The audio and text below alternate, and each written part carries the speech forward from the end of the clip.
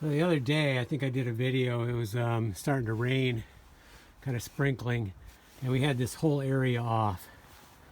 So it didn't rain real hard, luckily, and I worked at it and got it all back on by about dark.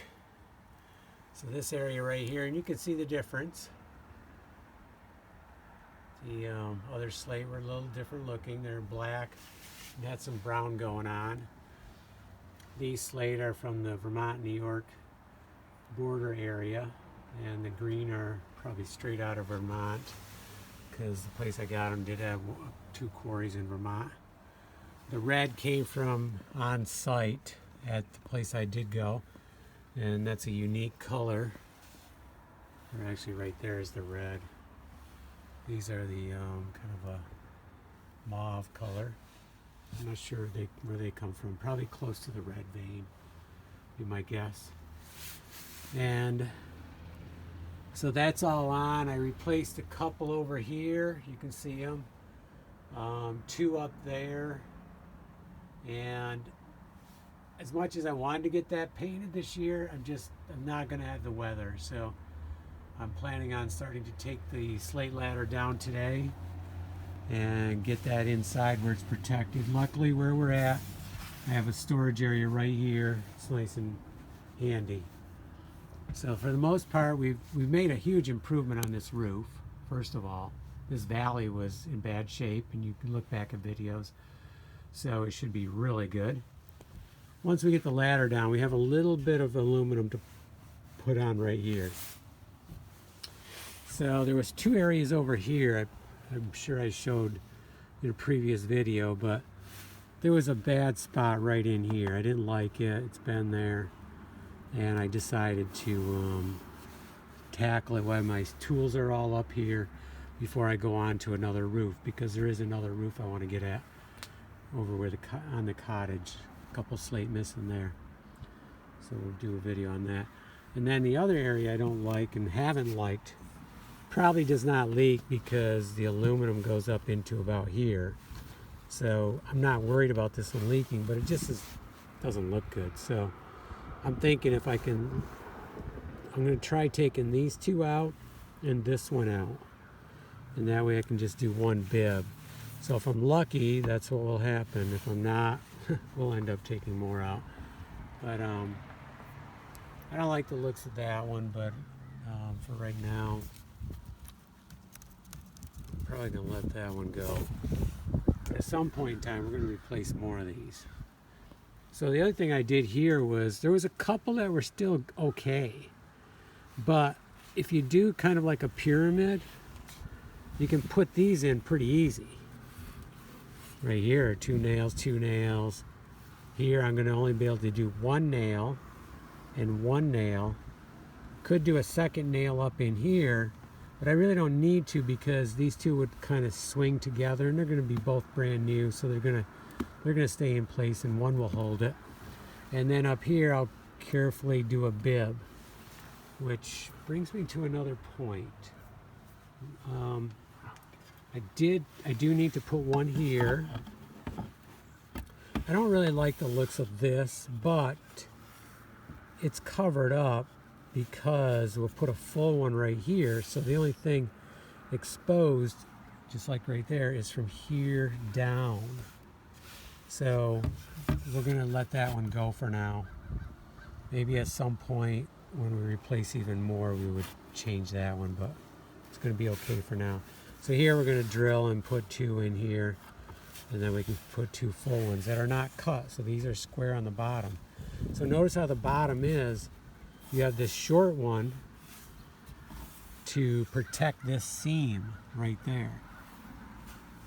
And then you have the full length. So the seam will be right here. Now this aluminum, you'd have to go back. Well, I don't even know if I was doing videos back then. So maybe I should say something about that. So these were built-in gutters here. I'm sure I talked about this a little bit in some video, but maybe not. I mean, I didn't do videos, I don't think, when I did this. These are built-in gutters, copper lined, and all the water from the house the goal was all the water was redirected to the cistern in the basement. And there's a really cool area in the basement, which I hope to turn into like a cheese and wine room or something. But that's going to be a major project, so we'll talk about that some other time. But all the water was collected from the roof and then used for washing and other stuff. Probably not for drinking because they had their well, which that's the little well house, but it was over further, so it was about where that brush is right now. That's where the well was. And then it probably went dry at some point. This tree probably helped it go dry. I don't know. It got filled in, and when we purchased the property, it was no longer functioning. So all the water was collected into this cistern, which was about 8 foot by 8 foot with a 7-foot ceiling about. And it wasn't even square, it's kind of roundish. All stone on the bottom, sides, and top. So what happened though, over the years, these became compromised. These built-in gutters were not repaired enough. They became compromised and they ended up wiping out all this.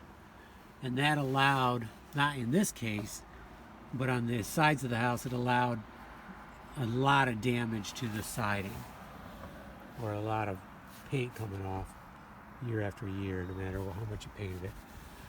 So this aluminum came off the garage doors. I cut it, hammered it out, slid it up in, screwed it in, because your built-in gutters have a nice edge here. So I did that all the way around the house. That was a huge improvement, and I was recycling the aluminum. Okay, so let's get back at this. I'm going to put this one in, pre-drill these. Probably try not to hit those holes. Probably will not hit those holes. And then we'll bib this one. And then I think I'll take a little break, do a little scraping on paint. I don't like paint on the shingles, so every chance I get, I try to take some off. When we repaint, we're gonna have to be really careful and wipe it up right away. That's the trick. If you get a drop on, wipe it up. Don't leave it on. And I need to start taking the ladder down. And then there's one slate here that I need to replace. Oh, so that brings me back to an observation I just made. I was down in the garage pulling out some slate to redo that spot. And I came across a piece of slate that I've seen before. I just kind of forgot about it. And what it is, it's a black one. It's got the right bevel for this house. And it's got some extra holes in it. So this one was, I don't know, maybe it was a mistake, pulled it back off, but it appears as if it was in use for a bit. Because you can see the pattern right here. So I'm thinking this was on the roof, taken off maybe during the addition, because all this is addition and they had to go into the roof line. But here's the cool thing. So first of all, it's super thin, which is why I grabbed it, because I need a real thin one to do the bib. I didn't expect one this thin though. Super thin, like 2/16.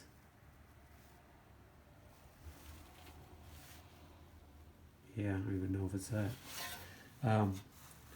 But this is the really cool part. So it was in use. We don't know how long. But let's see if I can tap this somehow.